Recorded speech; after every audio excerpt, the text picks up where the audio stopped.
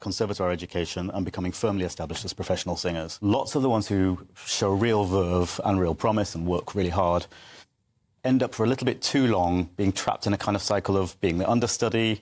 But some of them are ready to kind of go that extra mile and reach that next milestone. And we as a charity thought, well, what a lovely thing it would be to handpick some of these best young singers, give them intensive coaching on the role that they're going to perform, give them the chance to work with professional players for the first time, and crucially, have the thing professionally filmed and recorded. Because the first question all young singers are asked when they meet somebody influential now is, well, what's your website? Or you have coached the singer, coaching the singer either towards a recital or towards their performance, their part in an opera. Tell me a little bit about that process. It's a case of asking them questions which make them bring a character to life, so that when an audience member witnesses this person singing, they don't just think, oh, that's a pretty noise. They think, oh, there's something going on here that I recognise. And especially in a context like this, which is related, I think, to when people sing recitals. Say they sing 20 songs in that one evening, they've got to present 20 roles, 20 mini operatic roles, if you like. And we need to see the change in their bearing. We need to see the change in their approach to the text, as well as to the kind of the technical focus of their singing and how they produce sound. GB News, the People's Channel. Hi there, I'm Michelle Dewberry, and I'm going to take a second to tell you all about my show, Jubes and Co. We start off with the issues of the day. We then bring in both sides of the argument. We get rid of the disrespect, and then you throw me into the mix. And trust me, I'll tell it exactly how it is. And then, of course, the magic ingredient, you at home. We mix it all together, and what have we got? In my opinion, the best debate show in town. Monday to Friday, 6 till 7 on GB News, Britain's news channel. Good evening, I'm Sophia Wensler with your headlines at 11 o'clock. The Chancellor has warned about difficult decisions to come on tax and spending cuts during a meeting with Labour MPs. Rachel Reeves also told MPs that she is not immune to concerns over winter fuel allowance plans. Earlier, Downing Street said Sir Keir Starmer's cabinet is united behind plans to cut winter fuel payments for millions of pensioners. It comes as leaders of two of the biggest unions have put further pressure on the government to soften its policy. MPs will vote tomorrow on plans to scrap the payment. Now, the Princess of Wales has finished her chemotherapy treatment and said her focus is to stay cancer-free. She made the announcement in a heartfelt family video showing her spending private time with Prince William and her children. Princess Catherine revealed in March that she was undergoing cancer treatment and has been out of public view since then. She is set to carry out a few engagements this year, which could include remembrance events in November and her annual Christmas Carol concert. Now, in other news, victims of domestic abuse are facing sleepless nights ahead of Labour's early prison release scheme, according to the Domestic Abuse Commissioner. Speaking to the Sunday Times, Nicole Jacobs warned that some victims may not be aware that their attackers could soon be free. Up to 1,750 offenders will be released tomorrow under the Ministry of Justice's emergency plan to ease the overcrowding crisis in jails. Now, in Germany, they are tightening the border controls after growing pressure on the government following a knife attack which left 3 people dead in the town of Solingen in August. The suspect is a Syrian national who was facing deportation, and the attack was claimed by the Islamic State group. The controls within what is normally a wide area of free movement, the European Schengen zone, will start on the 16th of September and initially last for 6 months. Disgraced film producer Harvey Weinstein is in hospital in New York after undergoing emergency heart surgery. That's according to his spokesperson. The 72-year-old was convicted of rape and sexual assault in 2020 in New York and jailed for 23 years. Those convictions were overturned this April when an appeal judge ruled he did not receive a fair trial. He has, however, remained in jail because of another rape conviction in 2022. Hollywood legend James Earl Jones has died at the age of 93. The actor, best known for his roles as Darth Vader in Star Wars and the voice of Mufasa in Disney's The Lion King, died at his home in New York this morning. Those are the latest GB News headlines for now. I'm Sophia Wensler. Now it's time for Headliners. For the very latest GB News direct to your smartphone, sign up to News Alerts by scanning the QR code or go to gbnews.com/alerts.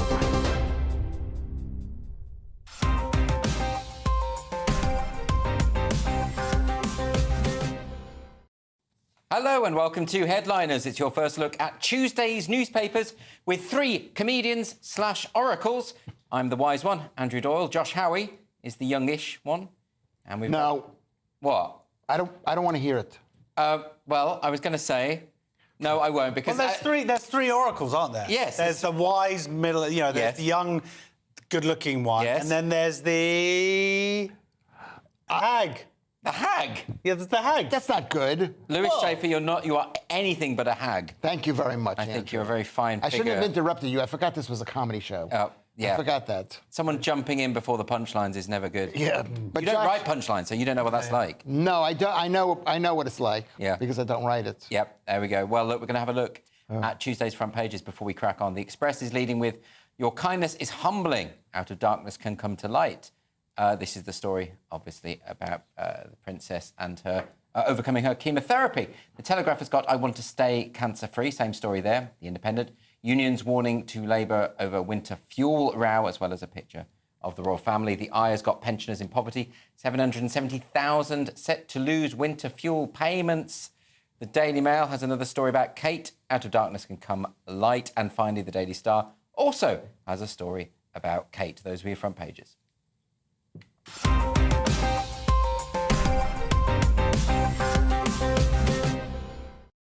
OK, so with the news that Kate has finished her chemotherapy treatment, that's obviously dominating all of the front covers on Tuesday. But we're going to start with the Daily Mail. Yes, Kate, out of darkness can come light, so let that light shine bright.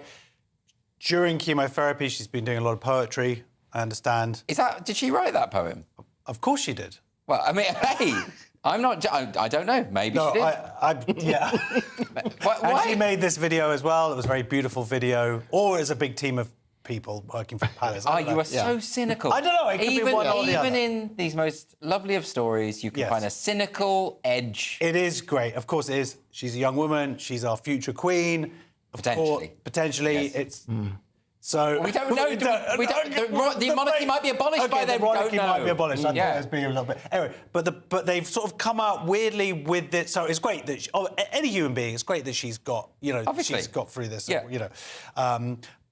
But then they made a sort of like video to sort of with the announcement. I've never seen anything. I don't know. Did you see the video? I didn't see the video. What was it like? Well, it was very sort of like. I don't know if you have watched any sort of French avant-garde art house films. Yeah, well, it was like a little bit a bit fuzzy in corners, like it was like a dream, like a fairy tale. Oh, it sounds quite good, actually. No, it's very good, very well made. You know what it looked like? It looked like an American drug advertisement. Oh. Like everything turns out all right. You, with the use of our chemotherapy, can live, and then walking in the woods and the fields. It's not quite a positive message, Lewis? No, it isn't a positive message, because we learn nothing. We don't even know what the cancer is. And she doesn't have to tell us what. She doesn't have to, but it'd be nice to know for people who knows. What's her name, the American president that got breast cancer, she went to it wasn't the Betty Ford Clinton. Well, there hasn't been a female American president. Yes, one of the wife of the president, Betty Ford. Okay. Betty Ford had, whatever she had, somebody had something and they got it checked Obviously out. Made a big impact on you. This thing, I don't want to talk about this thing, because she seems lovely, and this guy seems a lot better than his father, and we don't know what he's going to turn out to be.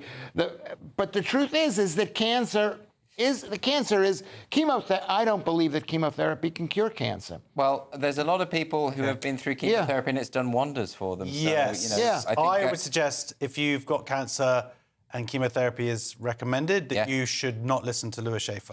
I wouldn't say. I would say, don't blame me. But I am following the Warburg method. Yeah, I know. I would say blame Lewis Schaefer. I would say that an oncologist is more likely to know about this stuff than Lewis Schaefer. You want to know something? I don't know what your area of expertise is, Lewis. I've yet to discover what it is. I would say it's that. I would say cancer. Cancer is one of those things where I've actually. You say cancer very well. You say it very confidently. I don't like saying it. Yeah. You know, this whole thing how people don't like. Yeah, because you think it's not curable. What is cancer? It's a metabolic disease. It's caused by an abuse of the mitochondria, and the way you you don't cure cancer, but it's but like what you Beetlejuice. do You is... don't want to say it too much. It's like it'll bring Lewis, it to... didn't you once tell me that it was okay to eat rocks?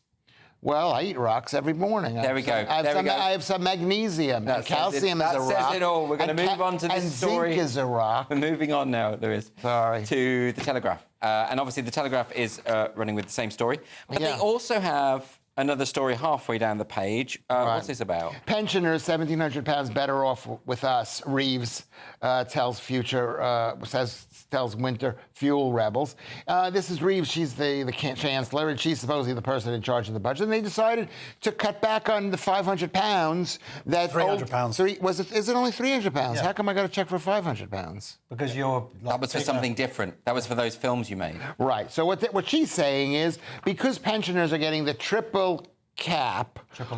lock, which is it's going to go up by £1,700 automatically, is that they're still going to be better off than the £300 that they would be getting for the next 5 years. Okay, well, this sounds interesting. But, you know, this has been hugely unpopular, I think it's fair to say, even within the ranks of the Labour Party. Right, so this is the first major... Yeah, but the only reason it's unpopular is because it's bad visuals when you actually start looking at the details of it. Yeah. It was only bought... And there's a level of hypocrisy because the Labour Party released a report when they were in opposition saying that 4,000 people would die and all that stuff. Yeah. So this is all just politics. But the reality is that what they're doing now, they're making it means tested. They're just not giving out a blanket. A quarter of pensioners are millionaires on paper. Yeah, so they don't need the help. They don't need the £300. But do you think that this cancelling of the winter fuel allowance will result in the thousands of deaths? I hope not. They're saying... Well, we all hope not, but, you know...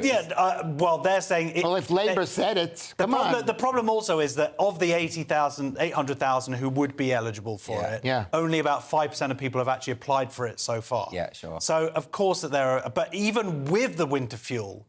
But there are going to be people who are suffering. And even when they had it last year, there were reports of people staying in their room and in the cold. My grandma, she was loaded and she would just stay in her room and sort of suffer in silence. Yeah, because she didn't want to pay the extra. Whatever it is, it's just because she thought she was, but she could have gone crazy with the heat. The problem is your Labour Party, Josh. They lied about it. Well, yes, it is. You voted Labour. Is they lied? Is they said they weren't going to cut it and then they cut it. Well, so all it's a politicians lie. lied, Am I right? Did I make that up? No, I think you are right. Let's move on anyway to the Times. And the Times, also, I presume, is running with the Princess Kate story. Yeah, that's the big story. And it's a lovely photo of the family. I don't know if we've seen those kids, but they look like a happy bunch of kids. They look like a normal family, which is weird. I don't know if you want your royal family to look normal. I want to see them there straight-jacketed. I want them with sceptres and sort of just looking really miserable. Like then it makes it okay Stoic, that. Well, no, just so then it's like, you're going to be millionaires and everyone's going to kiss your butt for the next your life. Yeah. That's the price you should pay, being raised by nannies. Look quite nice. They look happy. Is there another story? There's a really good story. Go on then. It's a great story. Germans halt open border policy amid migrant crisis now.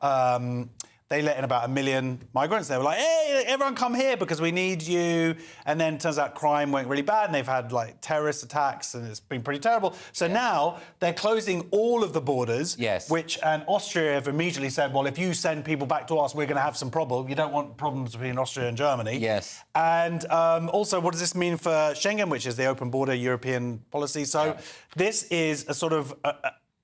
But too little, too late springs to mind. Arguably they're doing something, but they have to be doing something because, of course, the AfD did very well in these local elections. But wasn't it always crazy? I mean, Angela Merkel admitted that multiculturalism, as in the idea of establishing parallel societies, people sort of isolated hermetically in their cultures, wasn't working, didn't work. And at the same time, she opened the borders completely and allowed mass immigration, which, of course, makes assimilation impossible. So she must have... Well, clearly she didn't know, but this was always going to lead to disaster, wasn't it? It is always, and this is the ultimate disaster because the whole point of the EU is we are going to have open borders. We're not going to have this. And this goes against EU policy. So I think... I'm not 100% sure about this because I don't pay any attention to those So you think we should go back in the EU? That's what you're saying, right? Well, they're basically leaving the EU, and if the Germans are leaving the EU... But the Germans are the EU. Yes, if the Germans are saying we're not having open borders, that means the EU doesn't exist. Oh, well. Is that true? Fingers crossed. No. Let's move on. What about The Star? What have The Star got? The Star have got the same story. The Star, yeah, it's good news for the Star. The Star basically, what do I do with... Smiles better. So this is the princess finishes chemo. But we expect more from the Star. We expect a sort of story about boffins normally. Yeah, it's normally boffins. It's normally some incredible snowstorm, and it's a picture of the royal family. It's a real sellout. Because in the Star, we want aliens. You know, well, actually, to be fair, in the corner there's a little picture of an alien. Can you see it at the bottom? Oh, they do have Life an on alien. Mars. Okay, but it's been relegated to a small story at the bottom of the front page. the truth is that the royal family are very important to this country. It's unfortunate that the king is not fighting for the country. He's fighting for, you know... Is he fighting at all? He's fighting for the World Economic Forum. He's on their team. I wondered how long it'd be before you mentioned Oh my God, this has been the worst show for me already. I think No, it can only get better. it could get better. You've deliberately set the bar low so that you can step over it with I ease want to in the next part. apologise. OK, well, that's the front pages finished. More stories to come, including a Met mea culpa and the riotous truth. See you in a second.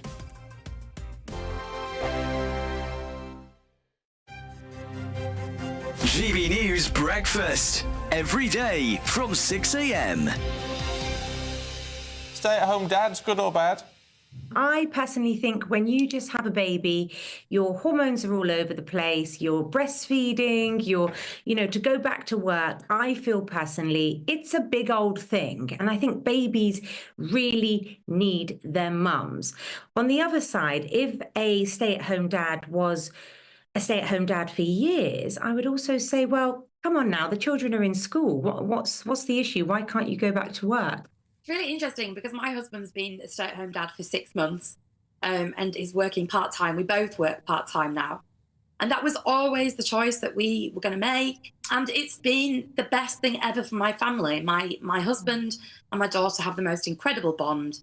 He's much more practical, playful, and a better problem solver than me. I mean, the problem I see, Annette, with all of this is that you do get a lot of women who say, we don't want the stereotype. We don't like the stereotypes. And when men say, well, actually, I want to be the parent staying at home and looking after the child, it's frowned upon. So you can't have it both ways. I wouldn't say that's a long-term stay-at-home dad. And also, we're talking about actually dads should look after their children, and we shouldn't be praising them and say, oh, they're underappreciated for changing a nappy. That's their duty. I think it takes real guts as a man to decide that you're going to give up those things that society deems so highly, even if it's for a short time. Why is it then, Annette, that you say your dads should go back to work? I read an article about a dad who was a stay-at-home dad for 15 years, pursuing his hobbies and fitness and all that. Now,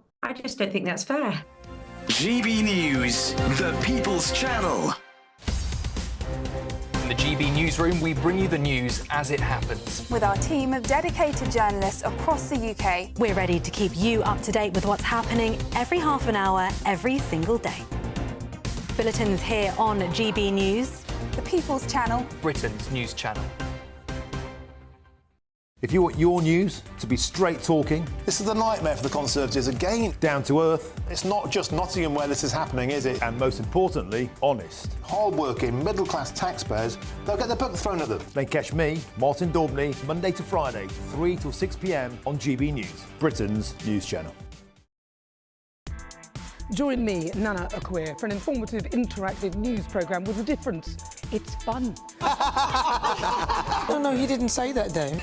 I'm so surprised. I think there's an element of truth to that. Join me from 3 p.m. every weekend, only on GB News, Britain's news channel.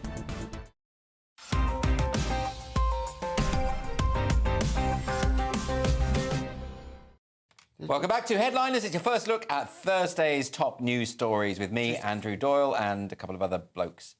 Anyway, Josh, we're going to start things off with Tuesday's Guardian. The Met have a new policy. What's this? Pro-Palestinian marches. What's going on? Yeah, we'll arrest people quicker at protests from now on, Met Police Deputy Chief says. So, yeah, this is The Guardian.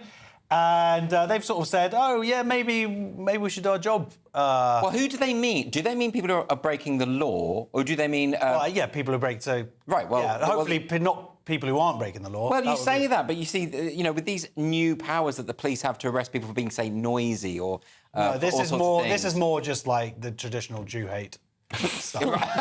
This is things like calling for jihad. Calling for jihad. Swastikas and whatnot. But they said these protests are like, they're almost entirely peaceful. 36 people have been arrested because they don't arrest anybody for breaking the law. No, that's the thing. So this is in The Guardian, and The Guardian makes a brilliant couple of points, so super Guardian. They say, look, they've been largely peaceful there's actually been about 450 arrests. For violence. Well, I don't arrests, general violence, but 32 or 36 people have then been charged. Yes. But then the point is that they haven't been doing their job. So who knows how many people weren't arrested in that time? Yeah. And on top of that, who knows how many people haven't been charged? Like the three women who wore these paragliders, which are who came in and killed 300 young people at this music festival. They were wearing like a sticker with a paraglide. And they basically got a 12-month conditional discharge or whatever, and said, people were really heated at the time. They're showing actual support for rapist terrorists, and they get away with it. But why should that be illegal? I mean, I agree with you. I think it's horrific, but I don't think it should be illegal. Well, it is illegal. You can't show support for a terrorist organisation. Okay, so that's illegal. That's but Lewis's point is that you don't think it should be, right? You're saying that you should be able to express horrible views. I think you should be. I think if you're a citizen of this country, you should be able to. But if you're not a citizen, you should not. I don't believe you should. Well, you can't. And the other thing, I don't want the police. Well, the Guardian says here. It says on the topic of two-tier policing, and then it says a theory falsely claiming that police treat white people taking part in disorder more harshly than minority groups. Well, that isn't what two-tiered is referred to. What it's talking about is how there's a hypocrisy here about how different groups are policed. They're not just talking about the disorder in terms of public protest. No, they're not just talking about that. It's across the spectrum here, where you have a group of Muslim men out with knives, causing violence, and no police at all, as a deliberate policy that they've talked about. I mean, that's an obvious example, isn't it? Because, it's definitely criminal to be wandering the streets with machetes. With knives, But for the Guardian here to say a theory falsely claiming, it's like, where are you coming in with that information, Guardian, when it's been proven in clips over and over again? Are you suggesting... This is something that's actually... The Guardian lied.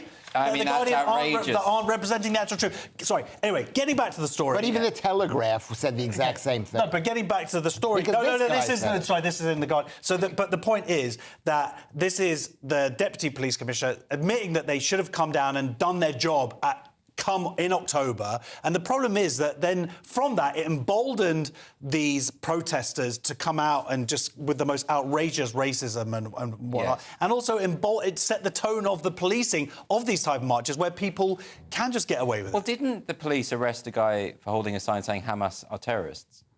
Well, I mean, I think they said they did it for his safety. Is that right? That's right. That's been going on like crazy. The truth is that this guy said he's a member of the police. The police are a questionable organisation. Well, I mean, I think we can definitely all agree that there has been two-tier policing, and it's a flat-out denial of it. Seems pointed. I mean, the example you gave of the jihad, where the police put out a tweet saying jihad is a peaceful thing. I mean, spiritual question. We can have debates about the limits of free speech, but surely we can all agree that the police shouldn't be lying about the content of what people are saying, right? But the police lie.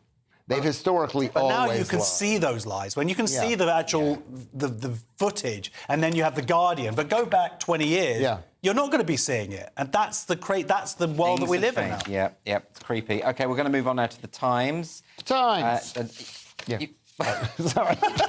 Lewis, what was that? He's your hype man, He's like a rapper. Oh, I get it. OK, The Times. The Times! I'll try that again. Moving on to The Times. Times! Is this going to be a theme tonight? No. OK. OK. And what's this one about anyway, Lewis? This is riots. Riots show why public must be told more about mass terror attacks. Talk me through the logic there. Who's saying this? Who's saying this? There's this guy. He wrote basically a book. He's a barrister named Jonathan Hall, and he wrote a book about this, and he says that the problem with the riots is that the people weren't told that it wasn't a Muslim who did this, and it was just like a British person. It wasn't a guy who came off of the boat. It was so we're talking about the false tweets. They identified the wrong person in the Southport. And that's why there were riots. There were riots because the people were fed bad information. And like I have said on this program, that people need to know the truth. And this is not an open society. But it's also saying horribly that they're saying, what are they saying? They're saying that people wouldn't have rioted if they didn't know, but they... No, because the public don't like this feeling of being played.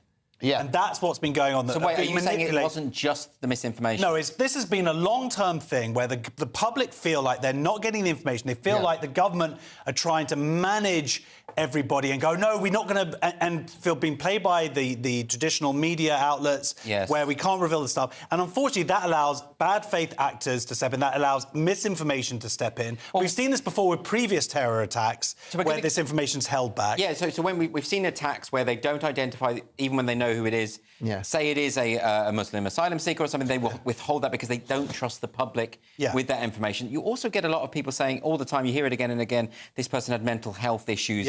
We don't know why they did it, even when someone runs into a crowd screaming Allahu Akbar, or precisely why. And then they hope that it goes away. So a few years ago, where you had 3 gay men killed, stabbed, and the man running around shouting Allahu Akbar, and they were killed in a homophobic attack. It just sort of was like...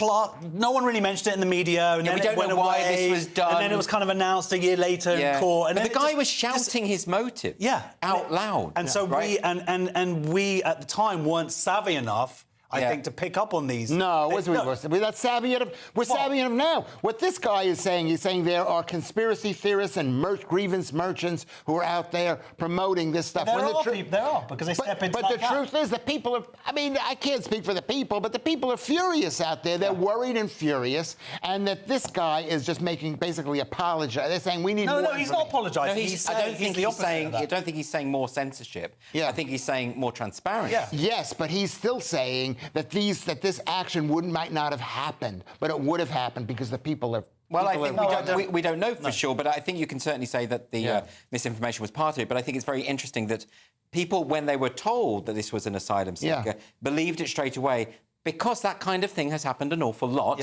and has been covered up an awful lot. So actually, I think there is something to be said that if we were just open about all the information, trust the public a little bit more. And there would still be riots because there wouldn't necessarily be because the people have not their needs have not been met. If they'd been given the information, arguably there would not have been those what we saw happen. All right. Well, we'll never get to the bottom of this, will we? But let's move on. There's a recruitment crisis at the National Crime Agency in the Mail. The Mail.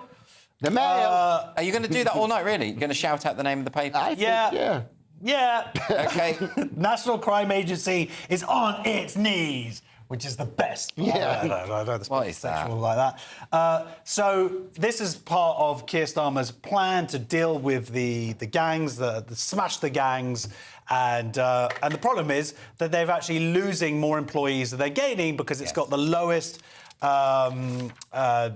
sort of happiness level or whatever it is for lower than in the civil service. Right. They're paid the least and there's the job satisfaction. Okay. So they're losing a lot of people. They're losing a lot of senior officers who are obviously the most experienced, who could actually do their jobs. And this is a real problem because this is like a central tenet of Starmer's plan to deal with the immigration on the boats.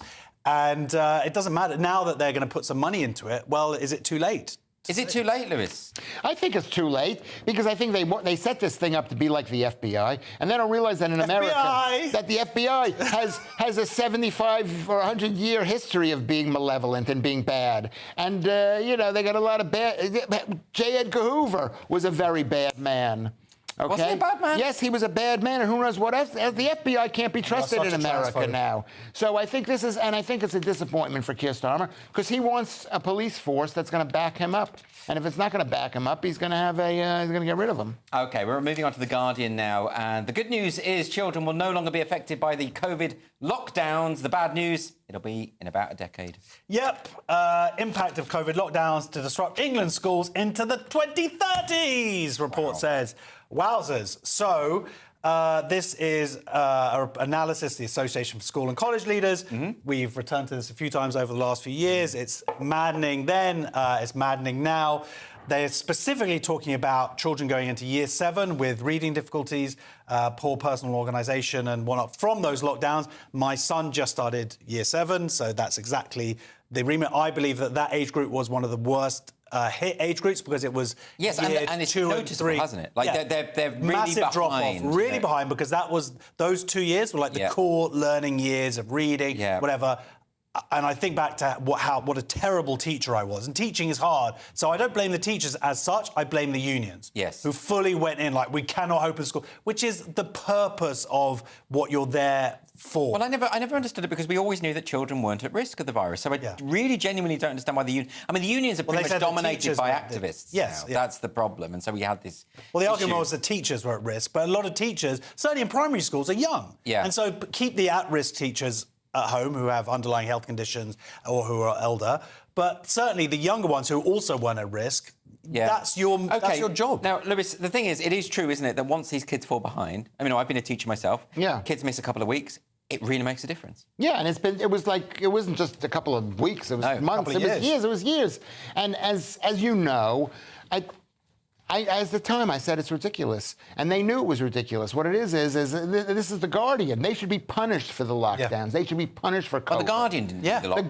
The Guardian totally did it. Yes. No, they totally believed in it. And what this is one of those safety first. Let's not take a chance. Who can we manipulate? We can lock the old people away so they don't see their families, and we can manipulate the young people away. I hope they die. I hope anybody who believed in the COVID. I have not been vaccinated. Well, Lewis, what I will say to you is that everyone does. Everyone will die. Yes. Will die, but I hope they die sooner than... I hope they don't die, but I hope there is some level of accountability. There will be no because everybody, level. including myself, even though I wasn't, but the point, everyone was scared, I get that, but the narrative that was pushed, and no one just stood up to, and it was a narrative pushed in the media, particularly by places like The Guardian and like the unions, and parroting it all. But there were some debates going on about there were they were no shut debates. down as like you're a crank, you're an idiot. There were no debates. I remember being blocked on and Facebook. The politicians should have... I remember. I remember blocking you. It was great. Yeah, good fun. OK, well, we're halfway now. We're building to a crescendo. Do come back for surrogates, Putin, ADHD, Gen Z, and Gary Lineker. It is Headliners Bingo. Bingo! This is Hello and welcome to the latest update from the Met Office for GB News. Some clear spells overnight and a cool night compared with recent nights, but it is turning increasingly unsettled towards the north of the UK, with weather systems arriving from the Atlantic. It's not something we've seen for a week or so, and that means heavy and at times persistent rain across Scotland, Northern Ireland, Northern England and North Wales through the night. Cloudy skies sinking south as well, but we keep some clear spells towards the East Midlands, East Anglia, South East England. 11 or 12 Celsius first thing here, but high single figures, low double figures typically elsewhere, and lower humidity compared with the last week or so. So a more comfortable night for sleeping, even if it is an unsettled start to Tuesday with wet and windy weather sweeping through northern Scotland.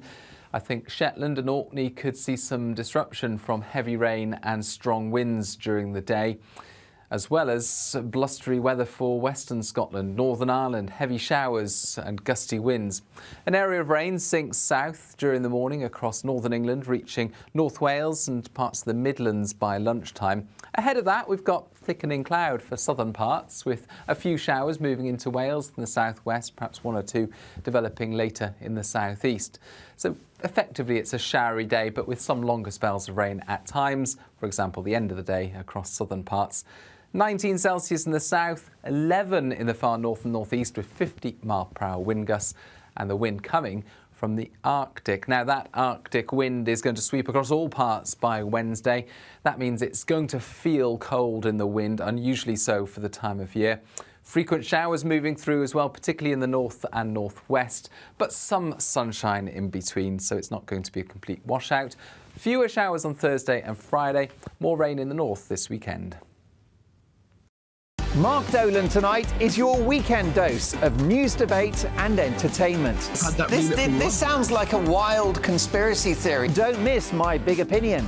Mark Meets and my take at 10.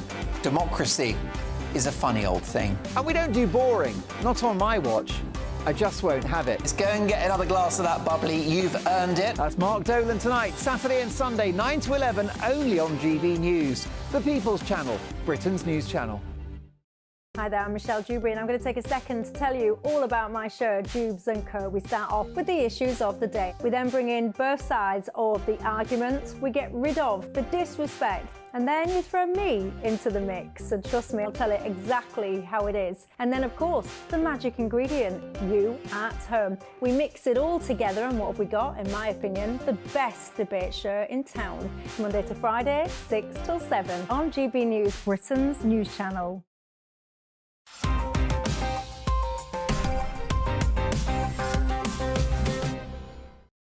Welcome back to Headliners, your first look at Tuesday's newspapers. Lewis, let's get straight into it with the Mail now. In the Mail, yeah, surrogate mother wins access to biological son in landmark case. This took place in is this in America? In the UK. It took place in London. But the gay couple who paid for the surrogate mother are claiming that the fact that the mother wants to see the biological child is homophobic. Is that homophobic, Lewis? I don't think it's homophobic. I think it's just it's ironic that it's I hate to say it, but it isn't. You want to when you mess with women and children, you better be careful. I don't think anyone has messed with women here. I think what's happened is there's been a surrogacy deal. Which it's effectively about the ethics of buying a child. You can't. Doesn't the child have right? Doesn't the child have the right to know its biological parents? I would say it does, and I don't think two gay guys should have the right to buy babies. To buy babies, and I think that's what this surrogacy is. Well, I don't think in this case they bought a baby. I believe it was an arrangement with a friend's sister, and they had a deal, which was that she would have contact with the child after the birth, and they reneged on it. So they're reneging on the deal. Yeah, by saying it's homophobic and saying that this child... It's obviously not homophobic. Well, no, exactly. They said there was no vacancy for her because they wanted same-sex parents, and they said that the baby was being raised within the LGBT community. What does that mean? Well, exactly. It means they didn't have a mother, and that's what makes this so evil. Not born in the LGBT community, but raised in the LGBT. Right, to see, okay. Yeah, Okay, Lewis, go on. But no, I mean, as anybody, I mean, I've had problems with seeing my children. Yeah, but that's for a totally different reason. But the truth is, it's a horrible, horrible feeling, which is why surrogacy might be illegal. Well, there are a lot of people calling for it to become illegal. There is the ethical issue. That child hasn't made the choice to be taken away from its biological parent, right? So shouldn't that be something we should be talking about? Men and women are important. Are different types of humans that provide different needs and fulfillments to a child. Yes. So, but what about gay adoption, Josh? That's fine, but I think a female influence is still important in a baby's life. Yes. Although, there are many gay couples who raise kids brilliantly, and there are many single-parent families where the child is raised brilliantly. Sure. But it's not necessarily true that just because it's optimum doesn't mean that you can't do it a different way. I think the ethics of surrogacy is slightly different because you're effectively treating a baby as a commodity to be bought, right? That's certainly it seems in this case, and because they had this agreement. So I don't think that this child should be with these men at all, frankly. Not because they're a gay couple, but because they seem like horrible people, frankly. Who reneged on this deal. You know what? It's not because they seem like horrible people. That's not because they said, we're in the LGBT No, but what they did was... No, they kicked off... She came round, the mum... she'd come round to see... They had a pre-arrangement to see that. Yeah. And then on the door, they, flipped out and said, no, actually, you can't come in. And then the police had to be called, and she had actually all recorded. Yeah. And this happens... The judge said it was terrible. This happens to every single... father or mother has been divorced. This is what happens. This is why divorce should be illegal, and so should surrogacy. Divorce should be illegal. Yes, you heard it here first. We're going to move on. Says the man who's been divorced. Well, yeah, you should be in prison, Lewis. I'll agree with that. The Mail again. What's this one? Mail. The Mail. British families are taking up Putin's offer to escape the woke West. Supposedly 17 people have been in touch with in Britain. With Russian diplomats. Well, so he's saying we can save you. Yeah, we'll save you from the woke... From all the pronoun people. So leave this sort of totalitarianism to come to a different kind of totalitarianism. Well, exactly. I was going to say, I don't think Putin's record on human freedom is particularly good. No, but there's been people in America who've moved, have taken up this offer. There have been people in Canada saying that they're desperate to escape the mentalness that has been... Yeah, but they'll all regret it. Well, this is it, long term. This is what Lee Harvey Oswald did. He went to Russia thinking it was going to be a socialist paradise, ended up working in some dodgy factory and hating it. Yeah. And, you know, exactly. Ended up shooting a president. Well, I came to this country and I'm regretting it. Well, we're regretting it too, Lewis. But what are you going to do? You're stuck here now. You're stuck and they here. don't want you back in America. Let's face No. it. Who else would have you? Why do you have to remind me of that fact? Well, because it's good for you. This is Russia's got a huge population problem. Yes. The people are not having children. They're killing hundreds of thousands of people in the war, which could expand. So they need people. But that's not what they're doing. This is all propaganda. It's fantastic. It is propaganda. But do you ever feel, Lewis, though, that the woke insanity has reached a point where actually fleeing to another country might be the only solution? Okay, no answer from Lewis. Speechless for once. Wow. Yeah, I did it. You hadn't considered it. That's all I ever wanted to do, is to shut Lewis up. I can't say what it is. No. Really. Okay, we're going to move on. This is what's this one? It's Telegraph now. The Telegraph. ADHD. What's going on? What's really behind the Telegraph epidemic? And this is in the Telegraph. I'm reading it. ADHD epidemic. ADHD epidemic. There's certainly not an epidemic of the Telegraph.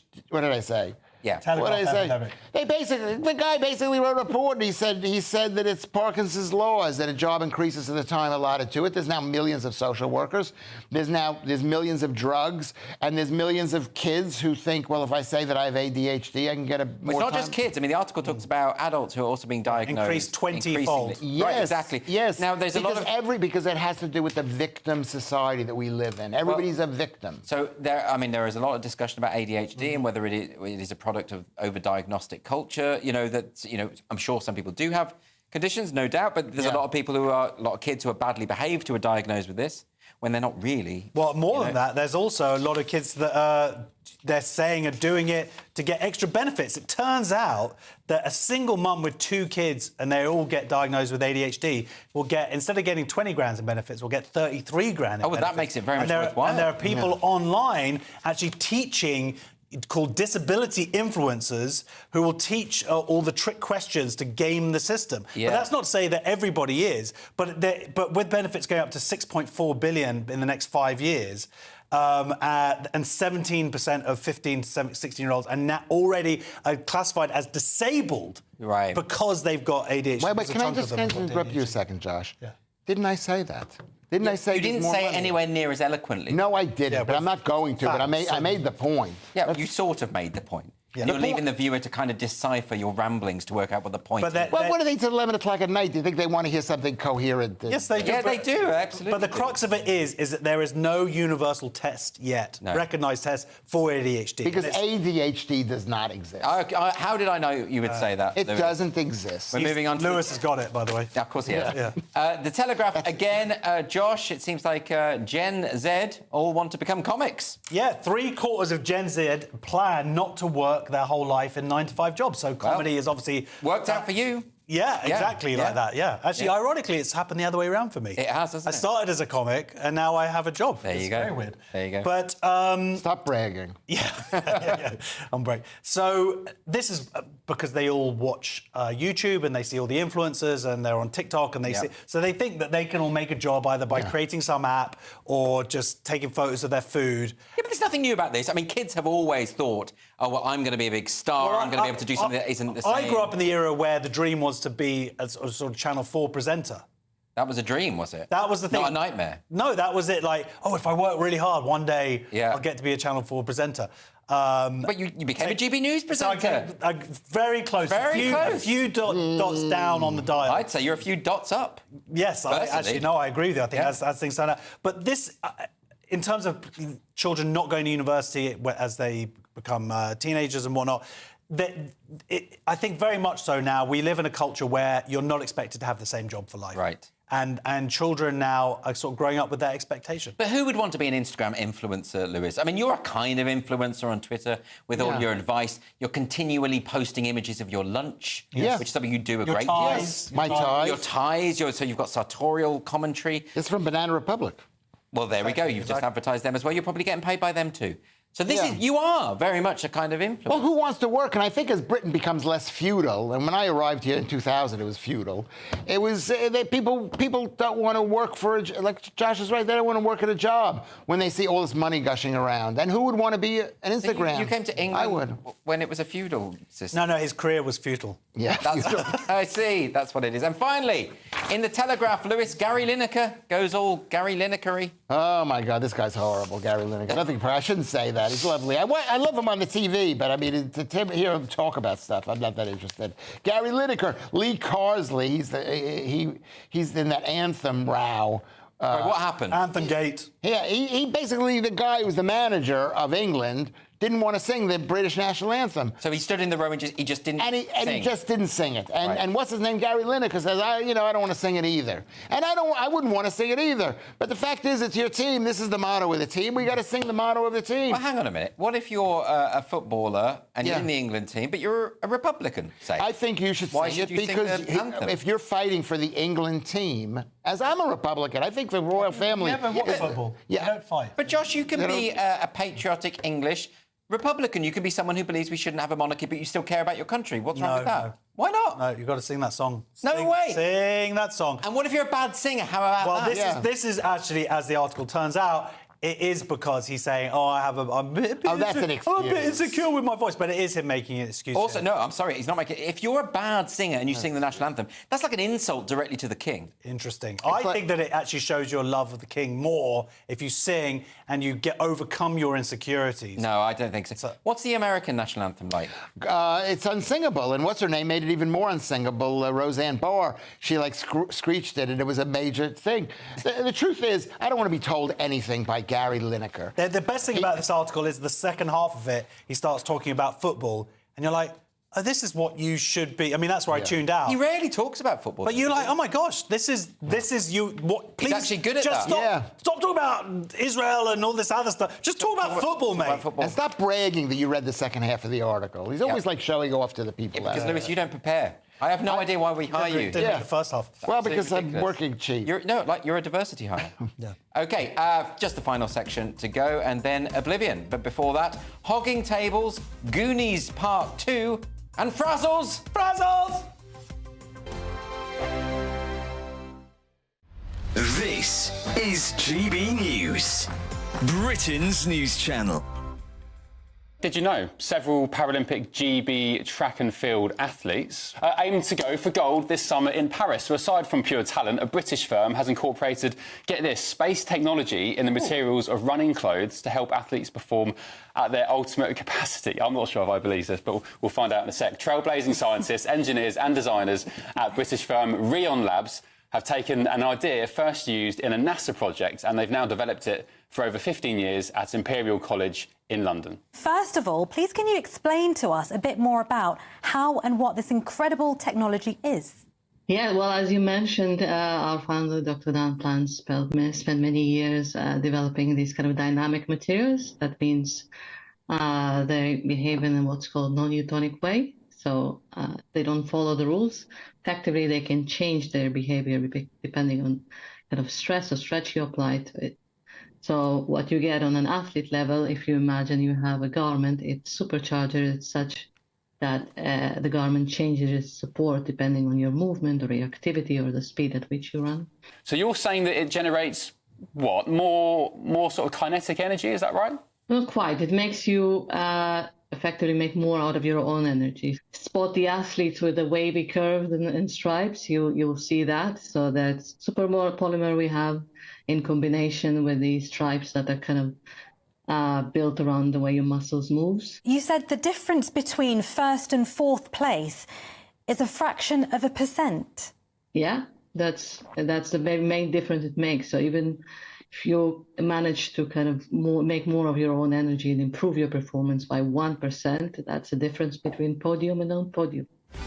GB News, the People's Channel. I'm Christopher Hope. From pop stars to politicians, I'll interview anybody in a pub who's got a political opinion. Join me every Friday on Spotify, Apple Podcasts, YouTube or gbnews.com, or wherever you get your podcasts. This is GB News, the People's Channel. Join me, Neil Oliver, every Sunday night at 6 p.m. on GB News. And if an hour is not nearly enough for you, go to gbnews.com for special extended episodes online every Friday at 9 p.m, where we can truly get into the nitty-gritty of what's going on. GB News, Britain's news channel. We're proud to be GB News, the People's Channel. And as you know, we always love to hear your views. Now, there's a new way of getting in touch with us at gbnews.com/yoursay. By commenting, you can be part of a live conversation and join our GB News community. You can even talk to me, Bev Turner, or any of the members of the GB News family.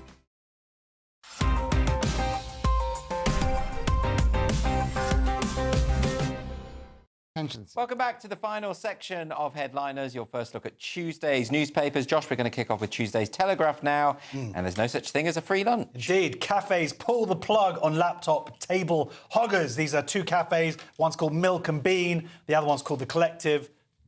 Exactly what you would think sort of pretentious cafes would be called. They basically said, during lunch from 11:30 till 1:30, and also at weekends, they're not allowing people with laptops to go there because they say they're like table hoggers. Yeah, they have one cup of coffee and they stay there all day and they can't get the turnover.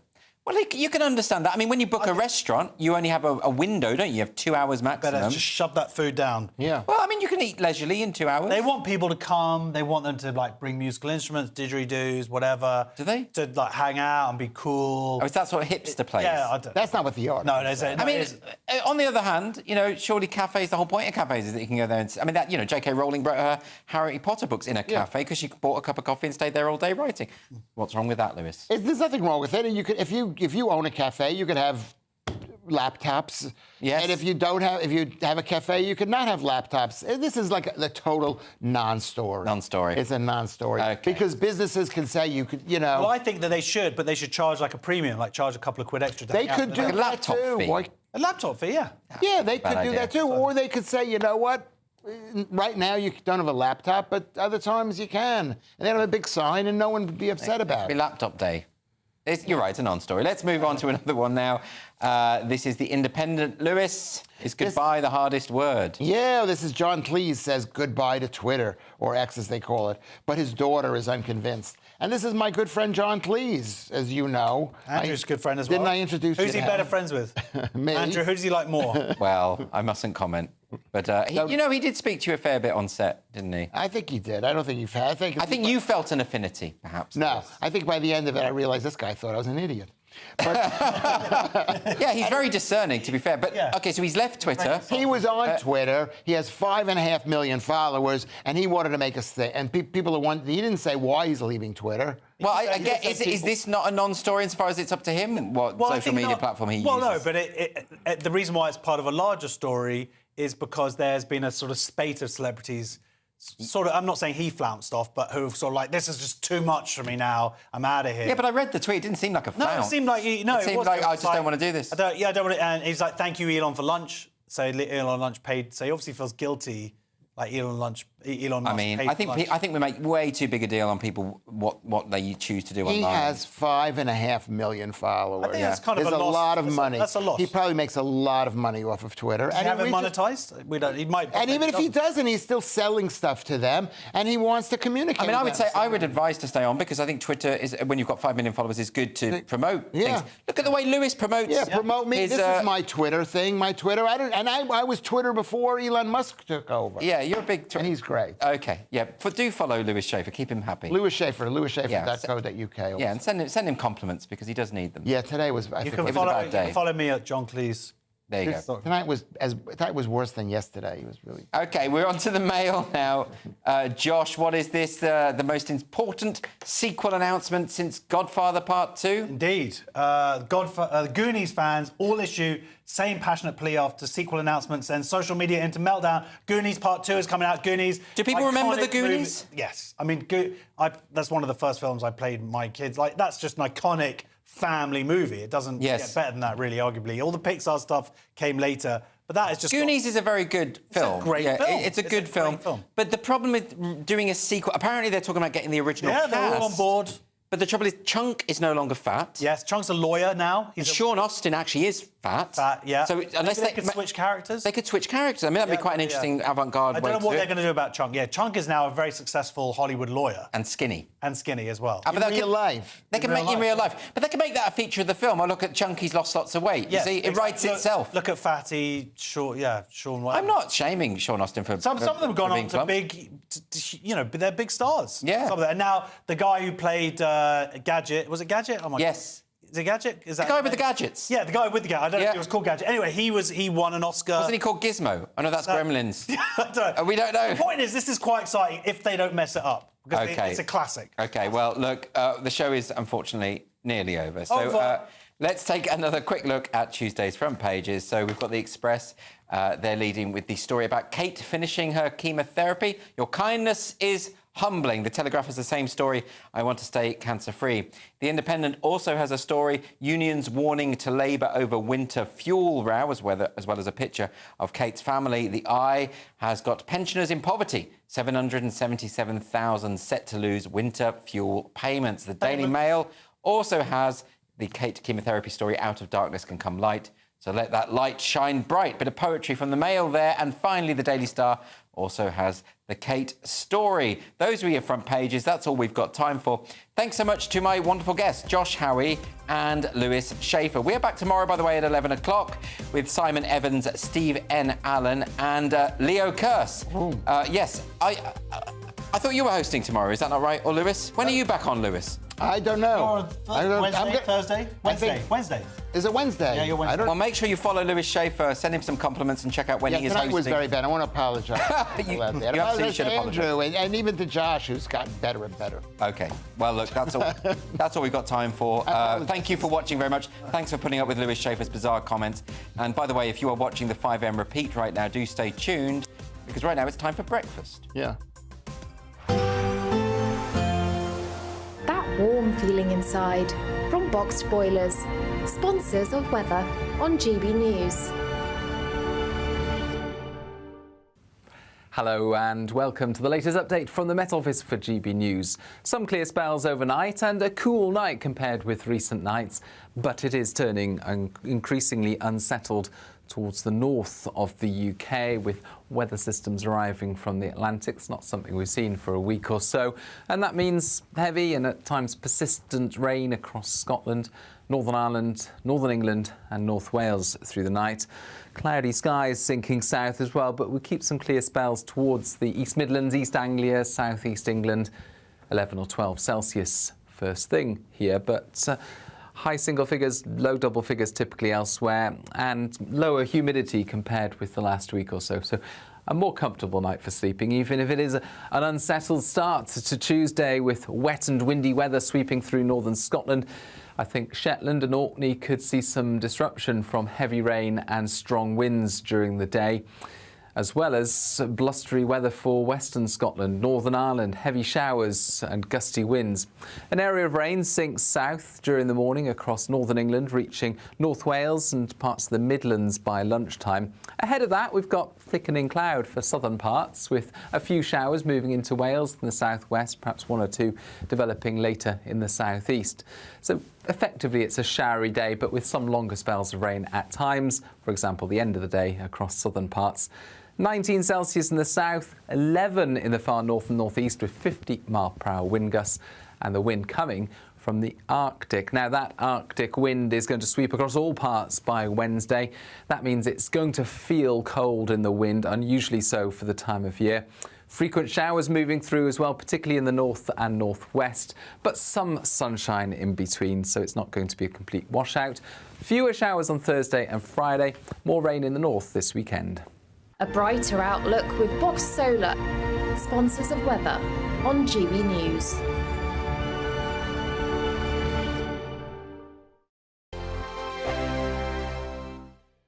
You can beat good luck. Hi there, I'm Michelle Jubry and I'm going to take a second to tell you all about my show, Jubes and Co. We start